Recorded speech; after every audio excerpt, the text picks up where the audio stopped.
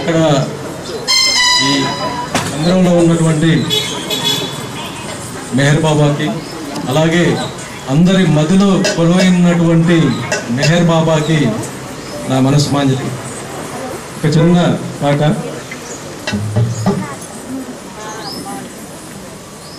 మెహరే సత్యం మెహరే సర్వం మెహరే శాశ్వతం మెహరే అనంతం తెలుసుకుంటే జన్మధన్యం.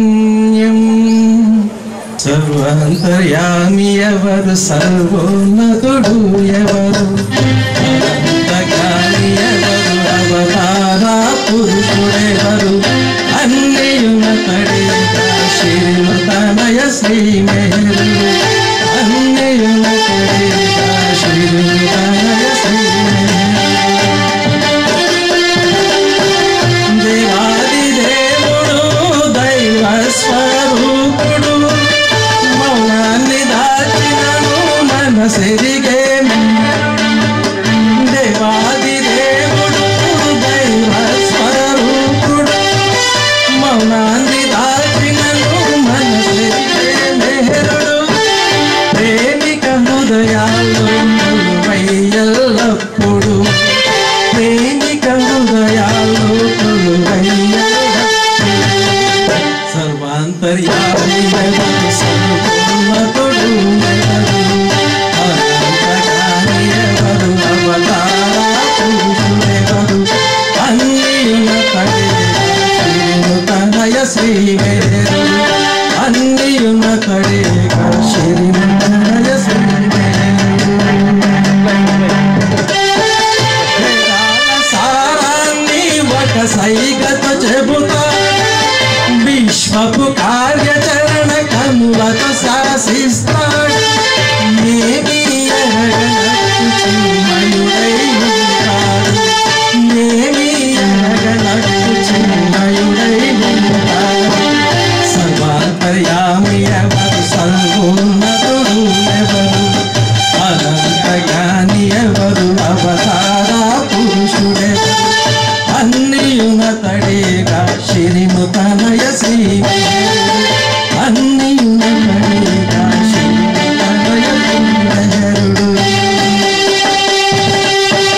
ప్రేమను మడిలో నాటిన పరమాత్ముడు, ప్రేమను మడిలో నాటిన పరమాత్ముడు, చెడు సంసారములే చెరిపే శ్రీ మెహరుడు, చెడు సంస్కారములే చెరిపే శ్రీ మెహరుడు.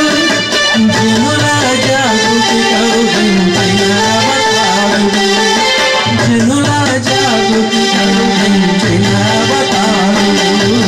సర్వాంతర్యామి ఎవరు, సర్వోన్నతుడు ఎవరు, అనంతజ్ఞాని ఎవరు, అవతారా పురుషుడెవరు, అన్నియునతడేగా శ్రీమతనయ శ్రీ మెహరుడు, అన్నియునతడేగా శ్రీమతనయ శ్రీ మెహరుడు. బలైన బరువైన తన కొదిలేమంటాడు, బలైన బరువైన తన కొదిలేమంటాడు. సంతోషం చేత భూమి సాగిపొమ్మంటాడు, సంతోషం చేత భూమి సాగిపొమ్మంటాడు. నిసుగుణాల వాడు ఇంకెవరు మెహరుడు, నిసుగుణాల వాడు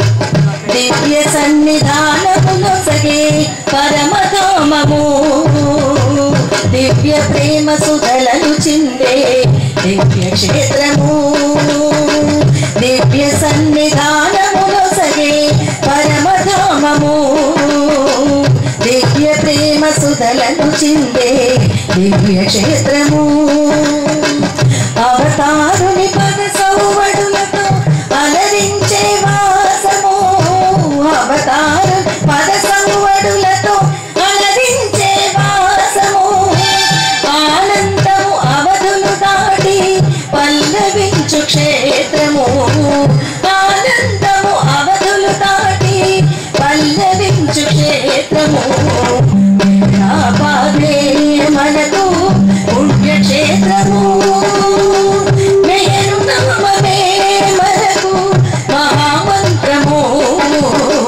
మేరా పాదే మనకు పుణ్యక్షేత్రము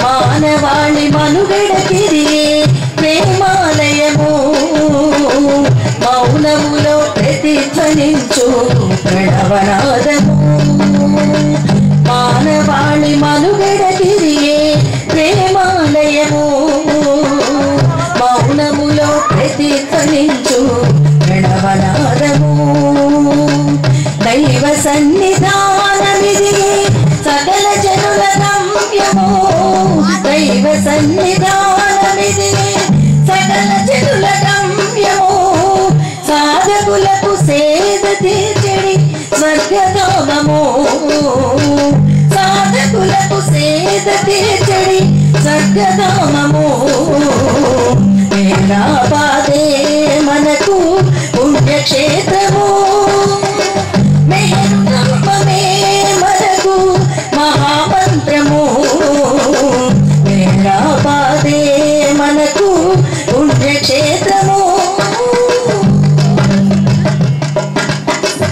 ఏకేశ్వరుడిటనే చేసెను ఏకాంతవాసములు లోకేశ్వరుడిటనే సలిపెను ఉపవాసములు ఏకేశ్వరుడిటనే చేసెను ఏకాంతవాసములు లోకేశ్వరుడిటనే సలిపెను ఉపవాసములు దివ్య ప్రేమ పంచగ జరిపెను సహవాసములు దివ్య ప్రేమ పంచగ జరిపెను సహవాసములు అవతారుని ప్రేమకిది ఆలవాలము అవతారుని ప్రేమకిది ఆలవాలము మేరా పాదే మనకు పుణ్యక్షేత్రము మేరు నామమే మనకు మహామంత్రము మేరా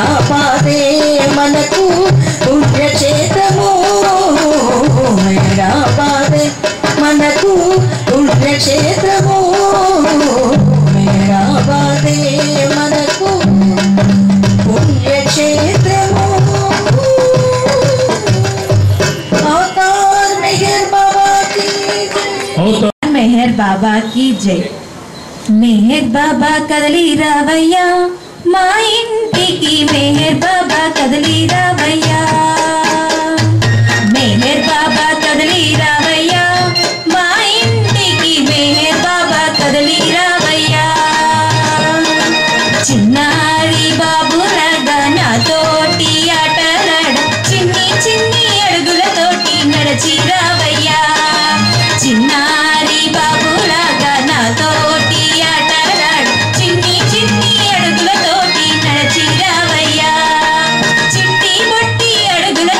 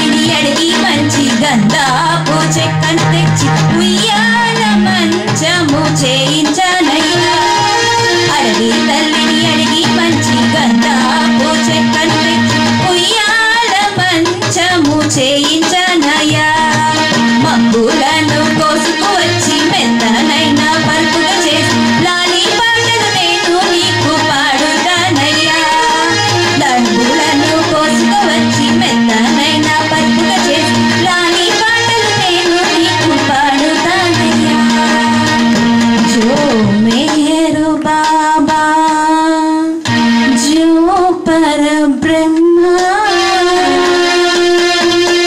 లాలి పరమాత్మ లాలి పరబ్రహ్మ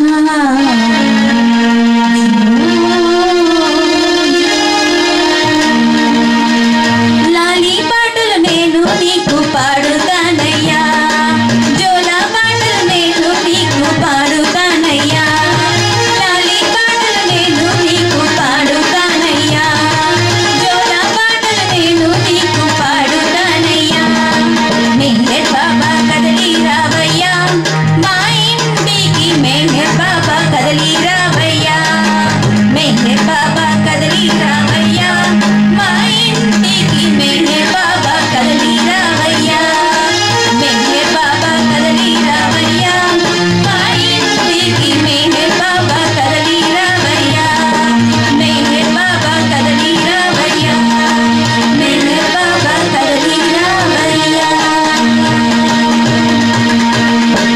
అవతార్ మెహర్ బాబా की जय अवतार मेहर बाबा अवतार मेहर बाबा की जय जय बाबा अवतार मेहर बाबा की जय जय बाबा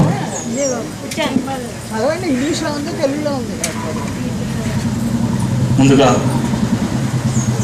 మనందరికీ ఇంత ఆహ్లాదకరమైనటువంటి వాతావరణంలో చక్కటి వాతావరణంలో ఆయన్ని స్మరించేటువంటి అవకాశం ఆయన ప్రేమను పొందేందుకు మనందరికీ అవకాశం ఇచ్చినటువంటి ఏలూరు సెంటర్ వారికి ప్రత్యేక ధన్యవాదాలు జై బాబా. ఇక ఈ సహవాస కార్యక్రమం చూస్తుంటే చాలా చూడముచ్చటగా ఉంది. బయట ఎంతో ఆహ్లాదకరమైనటువంటి వాతావరణంలో ఇందాక మనం చూసాం మయూరాలు నాట్యాలు చేశారు, తర్వాత కోకిలలు పాటలు పాడారు, ఇంకా మాటలు కూడా చెప్పారు. అయితే ఈ అందమైనటువంటి వాతావరణం బయట మనకు కనిపిస్తుంది. మరి ఈ అందమైనటువంటి వాతావరణాన్ని మన హృదయంలో నింపుకొని ఆయన ప్రేమను పొందడానికి ప్రయత్నంగా ఇందాక ఇద్దరి సోదరీమణులు భగవంతుడు అంటే ఎవరు, ఆయన ఎందుకు వస్తాడు అని ఒకరు చెప్పారు. తర్వాత ఆయన వచ్చిన తర్వాత అవతారుడిగా ఆయన కార్యక్రమ విశేషం ఏమిటో చెప్పారు. అంటే అటువైపు ఆయన వచ్చి ఏం చేస్తాడన్నది చెప్పారు. ఇప్పుడు నా వంతుకు వచ్చేసరికి మనం ఆయనకి ఏం చేయాలి అన్నది నా వంతు. మన అందరికీ మనం ఆయన పేరుని, ఆయన ఫోటోని, ఆయన యొక్క టోకెన్ని మనం మన హృదయాల మీద నింపుకొని మనం ఇక్కడ సహవాస కార్యక్రమం చేస్తున్నాం. మరి మన హృదయాల్లో నిండుగా ఆయన ఉండాలని కోరుకుంటూ మన కర్తవ్యం ఏమిటి అన్నది నేను నాకు ఇచ్చినటువంటి సమయంలో చెప్పడానికి ప్రయత్నిస్తాను. అయితే మన హృదయంలో ఆయన్ని నింపుకోవటానికి ఆయన కృపయే కావాలి. ఆయన కృప లేనిదే ఇక్కడ మన రమణ గారు అంటుంటారు, పండగ రమణ గారు, ఆయన పాట పాడే ముందు ఆయన ఇచ్చలేనిదే ఈ చోట ఒక్క నిమిషం కూడా కూర్చోను అని. అంతే కదండి. ఈ సహవాస భాగ్యంలో మనం కూర్చున్నాము అని అంటే ఆయన యొక్క కృప మనందరి మీద, ఆయన కృప మనందరి మీద ఉంది కాబట్టి ఈరోజు ఈ సమయం ఇచ్చట మనం అందరం ఆయన సమక్షంలో ఉన్నాం. మరొకటి, ఇలా కూర్చున్న సహవాస కార్యక్రమంలో ఏం జరుగుతుంది, ఈ సహవాస భాగ్యం ఏమిటి అన్నది ఒక్కసారి చూస్తే, ఈ సహవాస భాగ్యంలో ఆయన సాక్షాత్ అవతారమూర్తి, ఆ భగవంతుడు సత్య పదార్థం, ప్రేమ ముద్ద, ఆ ప్రేమ ముద్ద అక్కడ కూర్చొని ఉంది. ఆయన అంటారు ఈ సహవాసంలో జరిగేది ఏమిటి అని అంటే ప్రియతముడు ప్రేమికుడు ఇచ్చి పుచ్చుకుంటారు అన్నారు.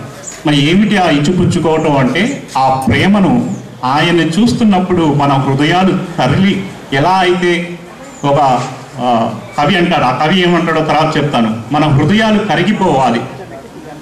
అయితే మరి ఆయన ఏం చేస్తాడట, ఇంతమందిని చూస్తూ మనందరికంటే ముందుగా వచ్చి కూర్చుంటారని చెప్పారు సోదరి. అలాగే ఆయన ఏం చేస్తాడట అంటే ఆయన మనందరి హృదయాల్లో ఉన్నటువంటి ప్రేమను ఆయన తీసుకొని ఆయన మురిసిపోతుంటాడట. అది ఈ సహవాస భాగ్యం. అంతటి ప్రేమ మూర్తి ఇక్కడ ఉన్నాడు. నిజంగానే ఈరోజు ఏలూరు పట్టణం ధన్యమైంది. నిజంగా అంతటి వాతావరణం, ఇక్కడ చక్కటి వాతావరణం, మనకి ఆ వాతావరణం కూడా చాలా సహకరిస్తుంది. ఎక్కడ కూడా సూర్యరశ్మి లేదు మనకి. చక్కటి వాతావరణంతో చూడముచ్చటగా జరుగుతున్నటువంటి ఈ ప్రేమను మనం ఆస్వాదిస్తూ కవి చెప్పాడు. ఈయన ప్రజెన్స్లో, ఆ భగవంతుడి ప్రజెన్స్లో, అవతారుడి ప్రజెన్స్లో మనకి ఏం జరుగుతుందా అంటే ఆయన సమక్షంలో పువ్వులు వికసిస్తాయి, పత్రాలు వికసించి కనిపిస్తాయి. వాటిలో గొప్పతనం ఏముంది? పువ్వులు పుట్టేది వికసించడానికే, పత్రాలు కూడా అవి చిగురు దాల్చి పత్రంగా మార్చి ఆహారాన్ని చెట్టుకు అందిస్తుంది. వాటిలో గొప్పతనం లేదట. కానీ ఈయన సమక్షంలో ఆ చెట్టుకున్నటువంటి ముళ్ళు కూడా వికసిస్తాయట. అది ఈయన గొప్పతనం. అంటే ఆ కఠినంగా చెప్పేటువంటి ముళ్ళు కూడా కోమలంగా, అవి కూడా అందంగా కనిపిస్తాయట. అది కవి చెప్తున్నాడు. మరొక మాట ఆయన అదే గజల్లో ఇంకొకటి కంటిన్యూ చేస్తూ, మనకి ఆయన తేజం, ఆయన ఫోటో మీద ఆ కాంతి పడిన వెంటనే ఒక రిఫ్లెక్షన్ మన కంట్లలో కనిపిస్తుంది. చూసిన వెంటనే అబ్బా అనేటువంటి ఆ ఆకర్షణ. ఈ వెలుగట మనకున్న ఈ సూర్యుడు వచ్చినప్పుడు పగలు, చంద్రుడు వచ్చినప్పుడు రాత్రి అన్నాం. సూర్యచంద్రుల కాంతిలో మనం రాత్రి పగల్ని మనం చూస్తూ ఉన్నాం. కానీ ఆయన నుంచి వచ్చేటువంటి వెలుగుతో రాత్రి కూడా పగలుగా మారిపోయిందట. రాత్రికి పగలికి తేడా లేకుండా ఆ ప్రేమికుడు ఆయన్ని చూస్తూ నిలిచిపోయాడట. అది ఆయన సమక్షంలో జరుగుతుంది. నిజంగా ఆ అనుభూతి మనం పొందుతున్నాం కదా. అలాగే ఇంకొక మాట కూడా చెప్పారు. పూల మొగ్గలు, ఇప్పుడు గులాబీ పూలు, అవి పూల మొగ్గలుగా ఉన్నప్పుడు అవి వాటి యొక్క ప్రయత్నం ఏంటంటే విచ్చుకోవటమే. అలాగే మంచు సూర్యరశ్మి తాకిడికి కరిగిపోతూ ఉంటుంది. వాటిల్లో గొప్పతనం ఏముంది? అవి వాటి యొక్క సహజ స్వభావం. మొగ్గ పువ్వుగా మారాలి, ఐసు ముక్క కరిగి నీరుగా మారాలి. కానీ ఈయన సమక్షంలో కఠిన రాతి కూడా ప్రేమ హృదయంతో తల్లడిల్లిపోయి కరిగిపోతుందట. అది ఈయన సమక్షంలో జరిగింది. అది ఈరోజు ఈ సహవాస భాగ్యంలో మనందరి హృదయాలు కూడా అలా కరిగిపోయి ఆ కవి చెప్పినట్టు ఆయన ప్రేమలో మరింతగా తడిసిపోవాలి. అలాంటి అవకాశం మనకి ఏలూరు పట్టణ వాసులు మనకు కనిపించారు. వాళ్ళందరికీ ధన్యవాదాలు. ఇక సబ్జెక్ట్లోకి వెళ్తే, నన్ను మీ నిత్య సహచరుడుగా చేసుకోండి అని బాబా సందేశం మనందరం విన్నాం. మరి ఎంతమంది మనం ఆయన్ని మన నిత్య సహచరుడిగా చేసుకుంటున్నాం? ఎక్కడ లోపం ఉంది ఇందులో. అయితే బాబా ఆ స్టేట్మెంట్ ఎందుకు ఇచ్చారు?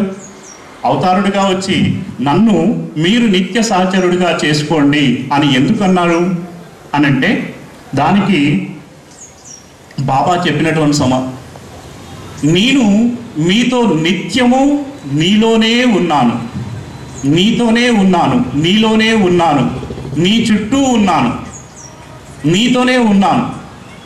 నువ్వు నేను అనేటువంటి వేరు లేకుండా నేను నీతోనే ఉన్నాను అని చెప్తూ, ఇందాక ఆ ఎమ్మెల్యే గారు కూడా వచ్చారు, ఆయన కూడా మంచి మాట చెప్పారు.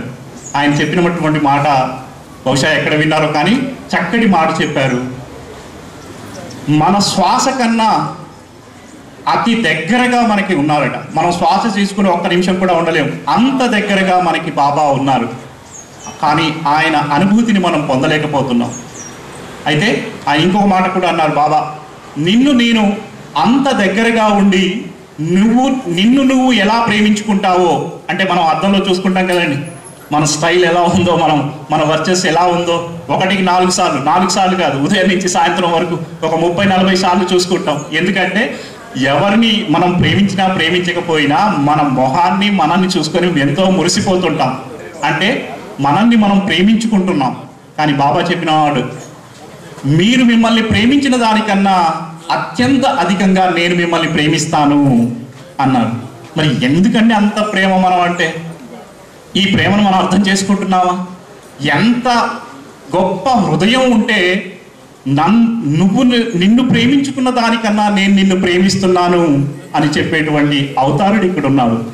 మరి ఇంత నీ శ్వాస కన్నా దగ్గరగా ఉన్నాను, నీ చుట్టూ ఉన్నాను, నువ్వు నిన్ను ప్రేమించుకున్న దానికన్నా నేను నిన్ను ఎక్కువగా ప్రేమిస్తున్నాను అని చెప్పినటువంటి అతనికి మరి ఆయన మనకిచ్చిన చిన్న మాట ఏమిటి అనంటే, నువ్వు ఎక్కడికి వెళ్ళినా నన్ను నిత్య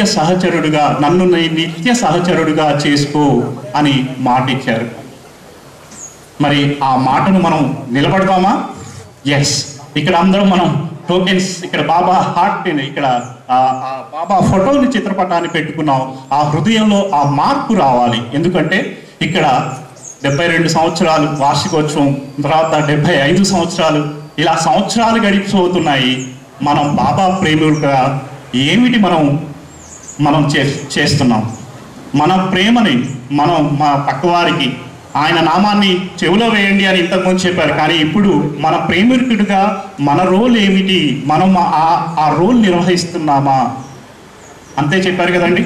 మనం ఇందాక అమ్మ కూడా చెప్పారు, ఆచరణీయుడు.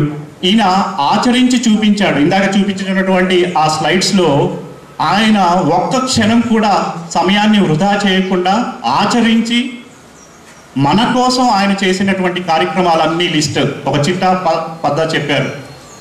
అయితే మరి ఆయన చెప్పినట్టు ఇదిగా మనం ఆచరిస్తున్నామా? మనల్ని మనం ప్రశ్న వేసుకుంటూ మరి ఎక్కడ లోపం అది ఒక్కసారి తెలుసుకుందామండి. మనం ఆచరించి చూపించాలి, ప్రేమించాలి అని అంటే మరి ఎక్కడ ఆ లోపం ఎక్కడ ఉంది అని అంటే మాయ మనల్ని బంధిస్తుందట. ఈ మాయ ప్రపంచం మనల్ని బంధిస్తూ ఉంది. ఆయన చెప్పాడు, హోల్డ్ ఫాస్ట్ మై దామన్ టైట్లీ, ఐఎమ్ సో స్లిప్పరీ అన్నారు.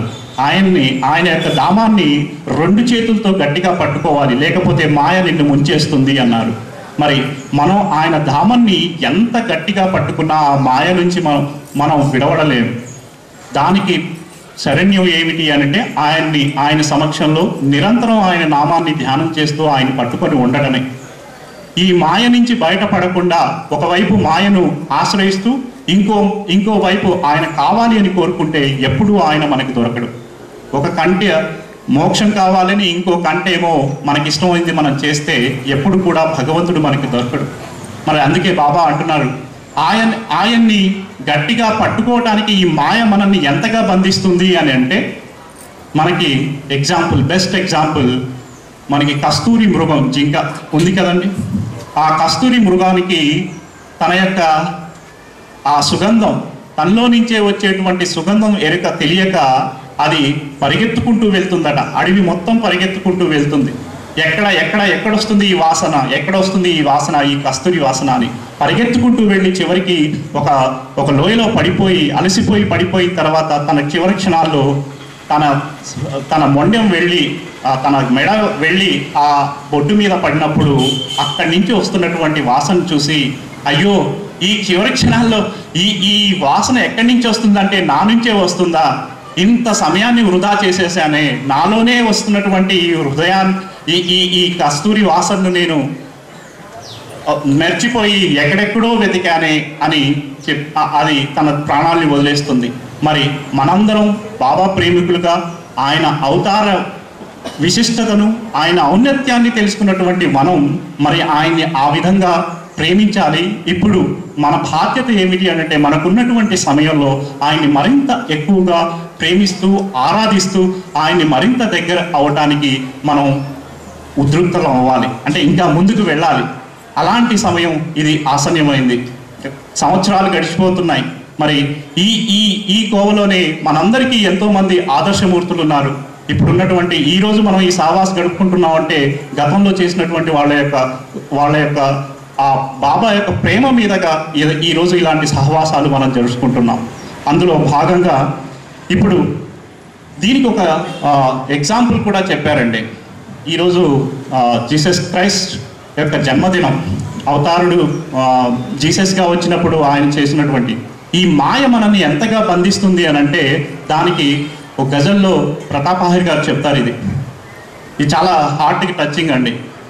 మనం ఎంత మాయలో ఇరుక్కుపోయి ఉన్నామంటే సాక్షాత్తు భగవంతుడు మనతో ఉన్నాడు అన్న విషయాన్ని కూడా మర్చిపోయేటువంటి ఈ కథ మనకి భగవంతుడిని ఎప్పుడూ పట్టుకొని ఉండాలి అనేటువంటి విషయం తెలియజేస్తుంది.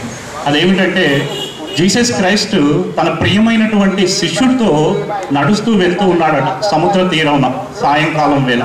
అలా నడుస్తూ వెళ్తూ ఉన్నప్పుడు ఆ ప్రేమికుడికి ఒక ప్రశ్న ఎదురైందట. ప్రభు, అప్పుడప్పుడు నేను చూస్తూ ఉన్నాను, నువ్వు నన్ను వదిలి వెళ్ళిపోతున్నావు, ఎందుకు అలా చేస్తున్నావు? నాతో నిత్యం ఎల్లప్పుడూ ఉంటావు అని చెప్పావు కదా, కానీ ఎందుకు నన్ను అప్పుడప్పుడు వదిలేసి వెళ్తున్నావు అని ఆ జీసస్ క్రైస్ట్ని ఆ శిష్యుడు అడుగుతాడట. అప్పుడు చాలా అమాయకంగా జీసస్ క్రైస్ట్, ఏ విషయంలో నీకు ఇలా సందేహం కలిగింది? నేను నిన్ను ఎప్పుడు వదిలి వెళ్ళాను, ఏ రోజు వదిలి వెళ్ళాను అని అమాయకంగా ఆ జీసస్ క్రైస్ట్ ఆయన అడుగుతాడు. అప్పుడు ఆ శిష్యుడు చెప్తాడు, ఎందుకంటే అప్పుడప్పుడు నేను వెనక్కి తిరిగి చూస్తాను, వెనక్కి తిరిగి చూసినప్పుడు మన కాలు జాడలు, నువ్వు నడుస్తున్నావు, నేను నడుస్తున్నాను, నీ 2 పాదాలు నా 2 పాదాలు ఆ ఇసుక మీద వెళ్తున్నప్పుడు 4 పాదాలు కదలాలి కనిపించాలి కదా, మరి అప్పుడప్పుడు ఎందుకు నాకు 2 పాదాలు మాత్రమే కనిపిస్తున్నాయి? అంటే నువ్వు నన్ను వదిలేసి వెళ్ళిపోతున్నావు కదా అని అమాయకంగా ఈ ప్రశ్న జీసస్ క్రైస్ట్ని అడుగుతారు. అప్పుడు జీసస్ చెప్తారు, ఇది నీ అడుగులు నీ పాదాలని అనుకుంటున్నావు కదా, కాదు, నువ్వు నడవలేకుండా పడిపోయేటువంటి స్థితిలో ఉన్నప్పుడు నేను నిన్ను నా భుజాల మీద ఎత్తుకొని నడుస్తున్నాను, ఆ పాదాలు నాయి అని చెప్పారు. అంటే ఇందాక మనం చెప్పినట్టు ఆయన ఎంతగా మన కోసం, మన మీద ప్రేమకు ఆయన భూమి మీదకు వస్తాడు అన్నది ఈ జీసస్ క్రైస్ట్ ఆయన చెప్పినటువంటి సమాధానం. మన అజ్ఞానంతో మనం ఆయన విషయాన్ని అర్థం చేసుకోకుండా మనం ఆయన్నే ప్రశ్నిస్తున్నాం. హఫీజ్ సూక్తుడు చెప్తారు, అవతారుడు కానీ సద్గురువు కానీ ఆయన చేసేటువంటి విధానం మనకి అర్థం కాదు, ఆయన ప్రశ్నించడం మన తెలివి తక్కువతనమే, మన అజ్ఞానమే అవుతుంది అని చెప్పారు. కాబట్టి ఆయన మరి మనల్ని మోసుకుంటూ వెళ్తున్నారు. మన కష్టాలు వచ్చినా నష్టాలు వచ్చినా వాటిని మనం భరించే విధంగా మనకు తోడుగా ఉండి ఆయన మనల్ని ముందుకు తీసుకుని వెళ్తున్నారు. మరి మన బాధ్యత, మరి ఆయన ఏ విధంగా చెప్పాడో ఆ విధంగా నడుచుకోవాలి కదండి. మరి మనం అలా నడుచుకుంటున్నామా? మనలో లోపం ఎక్కడుంది అని అంటే బాబా ఇంకొక విషయం చెప్పారు. ఆయన విధానం, ఆయన ఒక ప్రేమికుడిని తన వలలో ఎలా లాక్కుంటాడో చెప్పాడు. ఆయన ఏం చెప్పాడంటే, మొదట్లో బాబా తన అందమైనటువంటి వర్చస్సుని చూపించి వల వేసి లాక్కుంటాడట. అబ్బా ఎంత అందగాడయ్యా ఈయన అని ఆయన దగ్గరికి వస్తాడు. ఒకసారి వస్తాడు, రెండోసారి వస్తాడు, ఇంకోసారి చూస్తే బాగుంటుంది, ఇంకోసారి చూస్తే వచ్చాడు, తపన రేకెత్తించాడు. రేకెత్తించిన తర్వాత మరి ఆ తపనతోనే సరిపెట్టుకుంటున్నాడా ఈ ప్రేమికుడు? మరి ఇంకా ముందుకు తీసుకుని వెళ్ళాలి కదా, మరి ఈ తపన నిజమైనటువంటి తపనే కాదా అని ఆయన టెస్ట్ చేస్తాడట. ఆ టెస్ట్ ఏమిటి అని అంటే, మనం ఎంత సహనంతో ఉన్నాము, సహనాన్ని పరీక్షిస్తాడు. అందుకు అప్పుడప్పుడు ఆయన కనిపించకుండా ఉన్నట్టు కనిపిస్తాడు, కానీ మన వెన్నంటే ఉంటాడు. అలా మన నిత్య జీవితంలో ఎదురయ్యేటువంటి కష్టాలు నష్టాలు, ఈ కష్ట నష్టాలకు ఒడిదుడుకులకు మనం తట్టుకొని ఉన్నామా లేదా? ఆయన దామను ఎందుకు పట్టుకోలేకపోతున్నాము అంటే, ఇలా కష్టాలు నష్టాలు వచ్చినటువంటిప్పుడు మాత్రమే ఆయన్ని గుర్తు చేసుకుంటున్నామా, లేకపోతే ఆయన్ని విడిచి వెళ్ళిపోతున్నామా అనేటువంటిది ఆయన టెస్ట్ చేస్తారు. అది సహనం. ఈ సహనం, దానికి డెఫినేషన్ కూడా చెప్పారండి. సహనం ఎలాంటిదంటే, బాబా ప్రేమికుడుగా మనం ఎంతో ఓర్మిని కలిగి ఉండాలి. ఎందుకంటే సహనం మరణం కంటే కష్టమైనది. సహనం మరణం కంటే కష్టమైందట. మన నిత్య జీవితంలో వచ్చేటువంటి కష్టాలు వచ్చినప్పుడు మనం చూస్తుంటాం, మనం న్యూస్లో చూస్తుంటాం, ఫలానా వ్యక్తి చనిపోయాడు, ఫలానా వ్యక్తి అంటే ఎంత కష్టం వస్తే పాపం అతను చనిపోయాడు అంటే అప్పుడు ఆయనకు అనిపిస్తుందట, ఆ చనిపోయేటువంటి వ్యక్తికి సహించేటువంటి సహనం కన్నా మరణమే మేలు అనిపిస్తుందట. అంత సహనాన్ని, దాన్ని ఇక్కడ మహాసహనం అనేటువంటి విషయాన్ని మనం బాబా ప్రేమికుగా నేర్చుకోవాలి. బాబా అదే చెప్తున్నారు, పరమ సహనాన్ని కలిగి ఉన్నప్పుడు మాత్రమే మనం విజయం సాధించగలుగుతాం.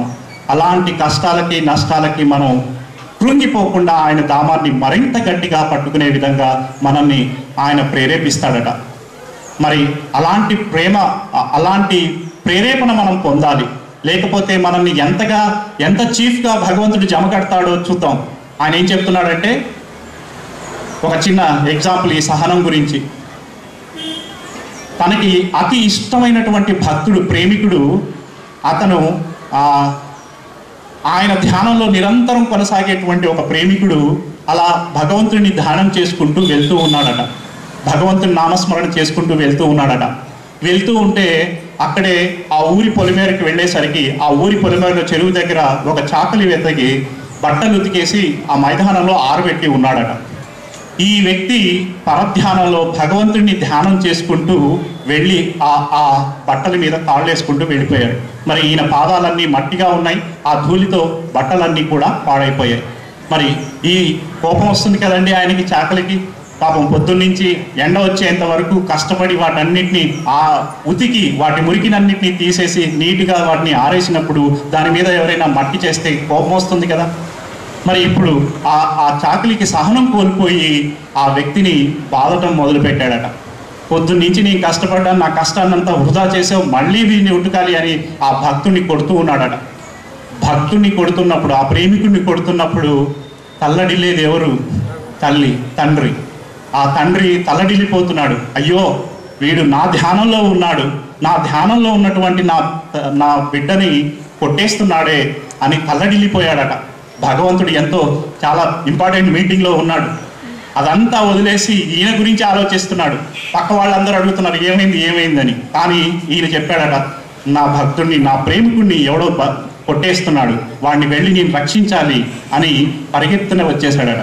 మనకు తెలుసు కదా, ఆ గజేంద్ర మోక్షంలో శ్రీలక్ష్మిని వదిలేసి శ్రీహరి పరిగెత్తుకుంటూ వచ్చాడు. అలాగే ఇక్కడ కూడా నా భక్తుడిని నేను రక్షించాలి అని పరుగున బయలుదేరాడట తండ్రి. అయితే ఇక్కడే ఒక జరిగింది. ఆ భక్తుడు అంతసేపు ధ్యానంలో ఉన్నటువంటి వ్యక్తి ఎప్పుడైతే ఈ చాకలి వ్యక్తి అతన్ని కొడుతున్నాడో, కొట్టిన వెంటనే ఆయన తేరుకున్నాడట, వీడేంది నన్ను కొట్టేస్తున్నాడు అని. అప్పుడు చూశాడట, ఉన్న పలంగా నన్ను కొట్టేస్తున్నాడు వీడు అనవసరంగా అనేసి ఈ ప్రేమికుడు కూడా తిరిగి కొట్టడం మొదలు పెట్టాడట. ఎప్పుడైతే ఈయన తిరిగి కొట్టడం మొదలు పెట్టాడో భగవంతుడు ఆగిపోయాడట. అక్కడే ఆగిపోయి మళ్ళీ వెనక్కి వెళ్ళిపోయాడట. వెళ్ళి మళ్ళీ తన స్థానంలో కూర్చున్నారు. వెంటనే ఆ పక్కన ఉన్నటువంటి ఆ సభలో ఉన్నటువంటి వాళ్ళు అడిగారట, ఏమిటి అప్పుడే అయిపోయిందా, ఆ భక్తుడిని రక్షించేసావా అని. అంటే అక్కడ భక్తులు లేరు, ఎవరు లేరు, 2 చాకళ్ళు కొట్టుకుంటున్నారు అని చెప్పారు. అంటే భక్తుడిని చాకలిగా చేసేసాడు. అంటే నా ఉద్దేశం వాళ్ళని కించపరచడం కాదండి.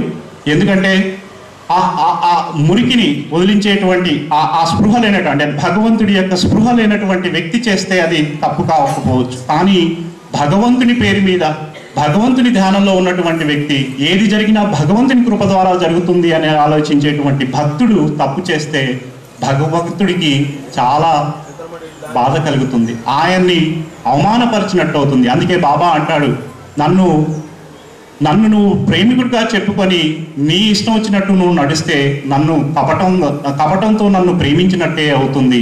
మనం కపటం నుంచి బయటపడి ఆయన్ని దామాన్ని మరింత గట్టిగా పట్టుకునేటట్టు చేయడానికి ఈ సహనం వెరీ వెరీ ఇంపార్టెంట్. చూశారు కదా ఈ సహనం ఎంత ఇంపార్టెంట్. ఇంకొక సహనం గురించి ఇంకొక స్టోరీ ఉందండి.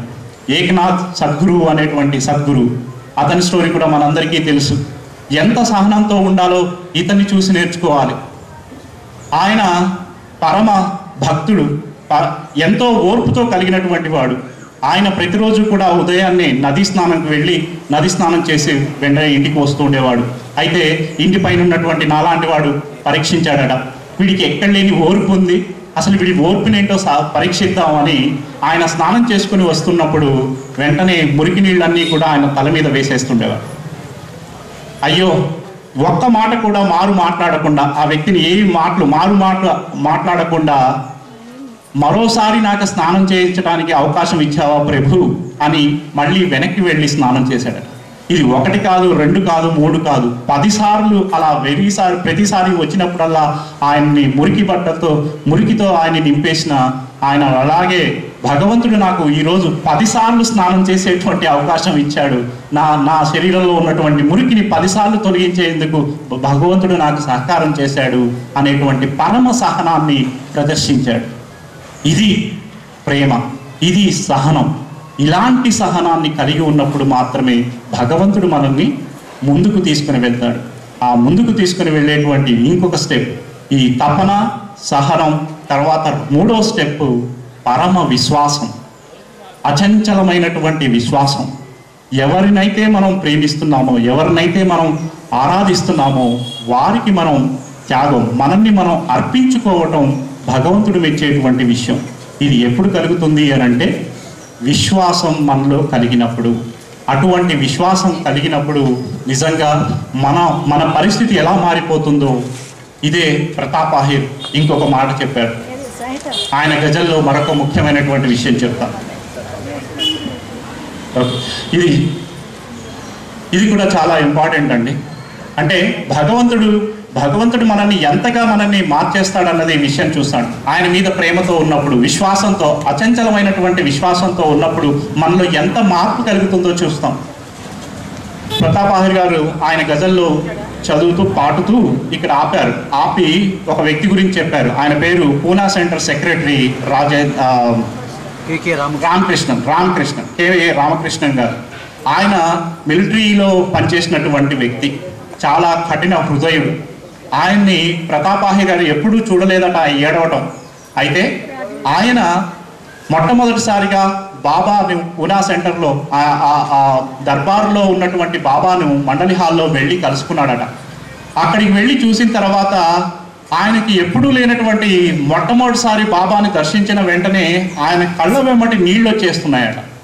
అలా ఏడుస్తూ ఆ పక్కనున్నటువంటి కుళాయి దగ్గరికి వెళ్ళి నీళ్లు తాగుతూ, నీళ్లు ఆగట్లేదు, కళ్ళ నీళ్లు ఆగట్లేదు, ఇంకా వచ్చేస్తూనే ఉన్నాయి.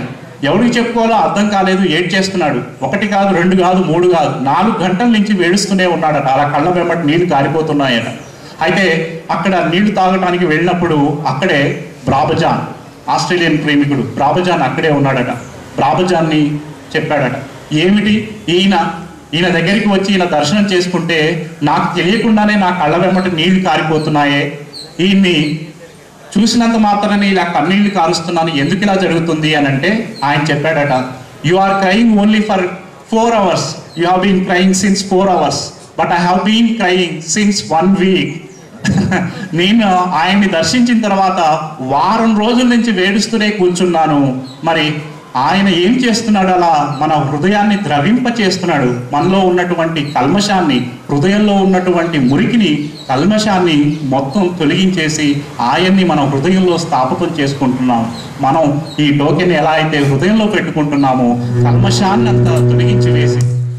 కల్మషాన్ని మొత్తం తొలగించి వేసి ఆయన్ని మాత్రమే మనం హృదయంలో పెట్టుకొని ఆయన ప్రేమికుడుగా, ఆయన ప్రేమను మరింతగా మనం పొందాలని ఆశిస్తూ ఈ అవకాశం ఇచ్చినందుకు అవతార్ మెహర్ బాబాకి జై బాబా.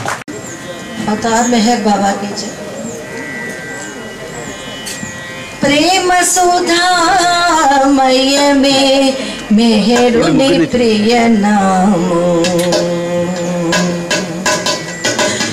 ప్రేమ సుధామయ మే మెహరుని ప్రియ నామం, శ్రవణము చేసిన జన్మము సఫలం, శ్రవణము చేసిన జన్మము సఫలం, స్మరణ చేయు ప్రతి వారికి భాగ్యం, ప్రేమ సుధామయమే మెహరుని ప్రియ నామం, శ్రవణము చేసిన జన్మము సఫలం, స్మరణ చేయు ప్రతి వారికి భాగ్యం, ప్రేమ సుధామయమే.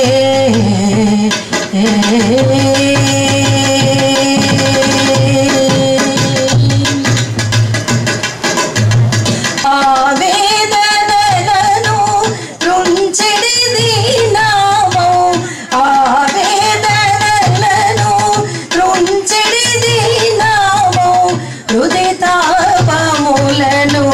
హరించే నామం, సుధామయమే మెహరుని ప్రియ నామం, స్మరణము చేసిన జన్మము సఫలం, శరణము చేసిన జన్మము సఫలం, స్మరణ చేయు ప్రతి వారికి భాగ్యం, ప్రేమ సుధామయమే.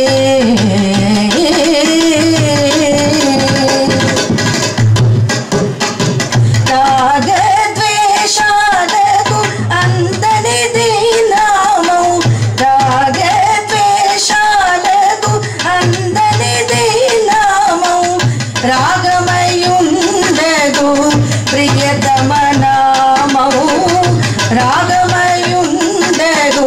ప్రియతమ నామం ప్రేమ సుధామయమే మెహరుని ప్రియ నామం ప్రేమ సుధామయమే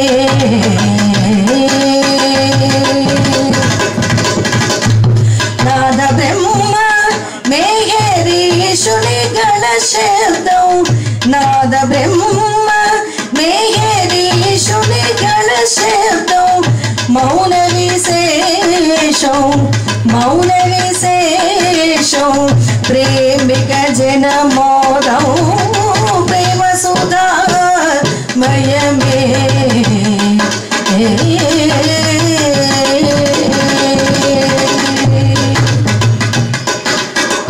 జై బాబాను క్షేత్ర విన్యాసం జై బాబాను క్షేత్ర విన్యాసం భాషలతో పని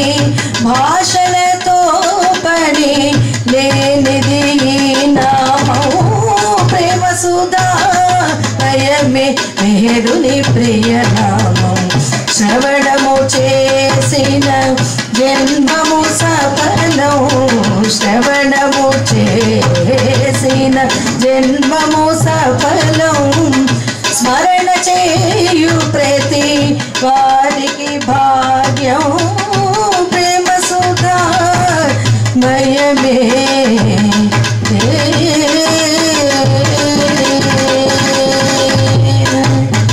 అవతార్ మెహర్ బాబా की जय बाबा जय बाबा थैंक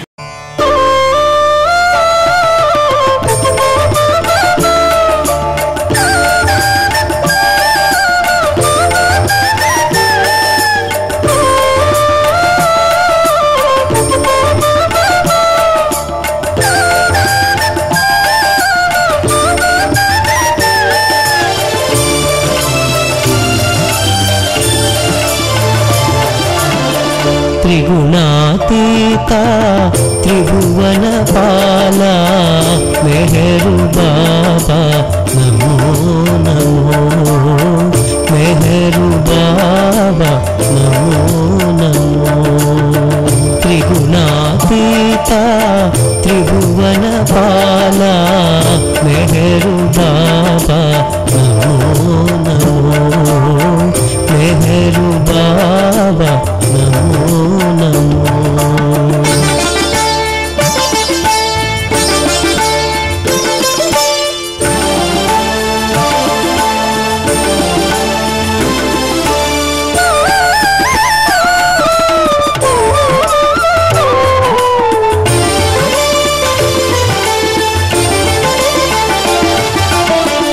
धर्म ज्योति कोडिगट्टिन वेळ अधर्म मिललो प्रबलिन वेळ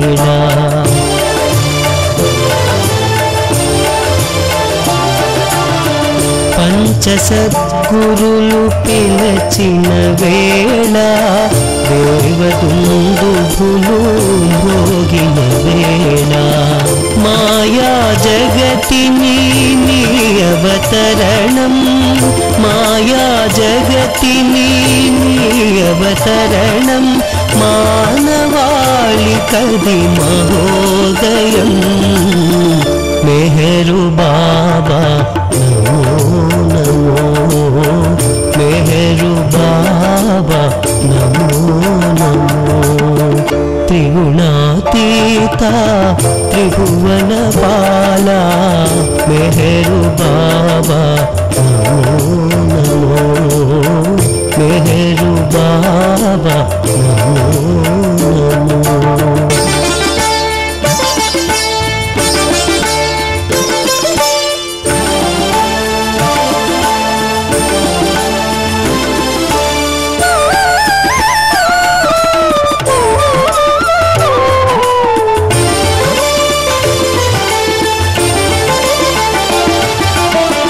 ఆది మధ్యాంతములే లేవు ఆత్మలకే పరమాత్ముడ నీవు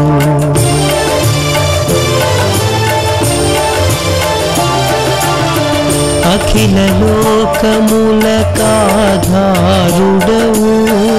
ఆశ్రితులకు నీ ఆర్తిహరుడవు అంతరంగమున అందగ నిలచి అంతరంగమున అందగ నిలచి అన్య చింతనము రానీయకుమా మెహరు బాబా నమో నమో మెహరు బాబా నమో నమో త్రిగుణాతీత త్రిభువన బాల మెహరు బాబా నమో నమో మెహరు బాబా నమో నమో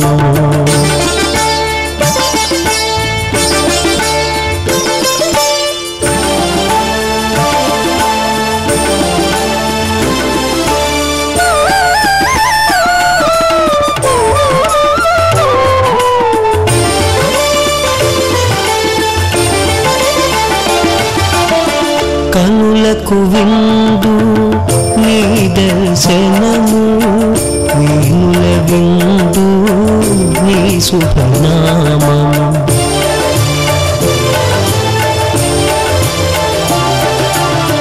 మనసు హరించే మోహన రూపము మనసుల నిరతము మెదిలే నామము సుఖ జీవనముకు దాతవు నీవు సుఖ జీవనముకు దాతవు నీవు దుఃఖహరుడవు దురితహరుడవు మెహరు బాబా నమో నమో మెహరు బాబా నమో నమో త్రిగుణాతీత త్రిభువన బాల మెహరు బాబా నమో నమో మెహరు బాబా నమో నమో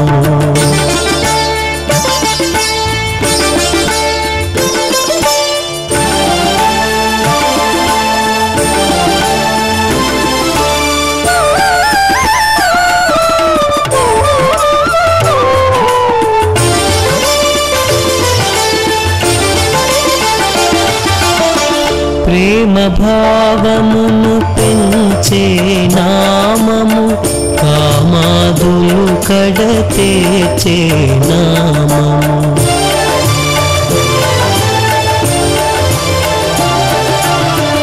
కలుషములను తొలగించే నామము కలవరములు పరిమార్చే నామము జీవనగతులను మార్చే నామము